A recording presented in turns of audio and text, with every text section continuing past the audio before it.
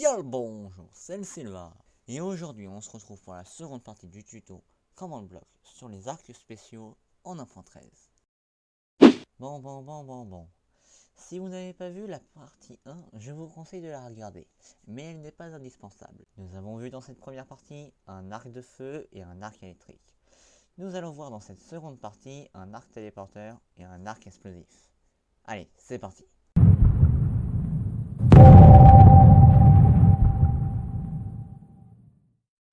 Nous allons commencer par l'arc téléporteur. Bon, je pense que vous savez déjà tous le principe. Vous prenez votre arc, vous visez là où vous voulez vous téléporter, vous tirez et vous y êtes. Comme d'habitude, je vais vous expliquer comment ça fonctionne. Tout d'abord, votre joueur va tirer une flèche.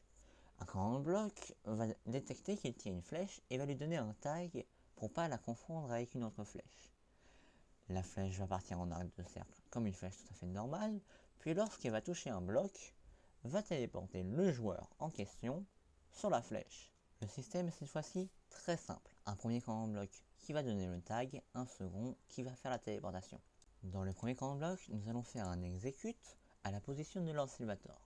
Nous allons effectuer la commande tag qui va donner un tag à une entité de type arrow, c'est-à-dire flèche, qui se situe à moins de 5 blocs du joueur. Nous allons donc lui donner le tag TP, qui sera utilisé dans le second command block, puisque nous allons exécuter à la position d'une flèche qui a le tag TP, la commande exécute au conditionnel si le bloc se trouvant juste en dessous de la flèche est un bloc de terre, alors ça va exécuter la commande TP Lord Sylvator, puis ces coordonnées relatives correspondent à là où se situe la flèche, étant donné que c'est elle qui fait la commande. Je pense que nous attaquions à l'arc le plus attendu, l'arc explosif. Son fonctionnement est simpliste. Vous avez votre arc, vous avez une cible, vous tirez, il n'y a plus de cible. Aussi simple que ça. Très efficace, comme peuvent l'attester tous ces trous. Son fonctionnement est simpliste. Un premier command block va donner un tag à la flèche que vous tirez, encore une fois, pour ne pas qu'elle soit confondue avec la flèche d'un squelette qui pourrait tirer sur un autre joueur pas loin de vous. Votre flèche va faire un arc de cercle tout à fait normal, sauf que lorsqu'elle va atteindre un bloc, elle fera apparaître une explosion de TNT, puis sera tuée.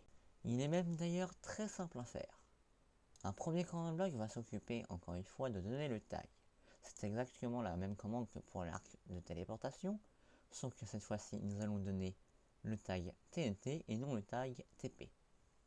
Dans le second command block, nous allons amorcer la détonation. Mais il ne faut pas que la flèche explose en plein vol. Donc nous allons faire un execute à la position de notre flèche qui a le tag TNT. Il va exécuter la commande execute au conditionnel. Si le bloc juste en dessous de la flèche est un bloc de terre, enfin un bloc d'herbe, il va effectuer la commande summon TNT qui a pour effet de tout faire péter. Et pour terminer, nous allons tuer cette flèche. Pour cela, nous allons utiliser un execute. À la position de cette même flèche qui a le tag TNT, nous allons exécuter la commande execute au conditionnel. Si un bloc juste en dessous de la flèche est un grass block, dans ce cas-là, nous allons lancer la commande kill de toutes les entités qui ont le tag TNT qui se trouvent à moins d'un bloc de cette même flèche.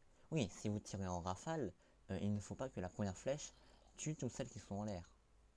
Voilà ce qui conclut ce tuto sur les arcs un peu particuliers. J'espère vous avoir appris des choses et je tiens aussi à vous rappeler que tous les systèmes sont modulables et améliorables.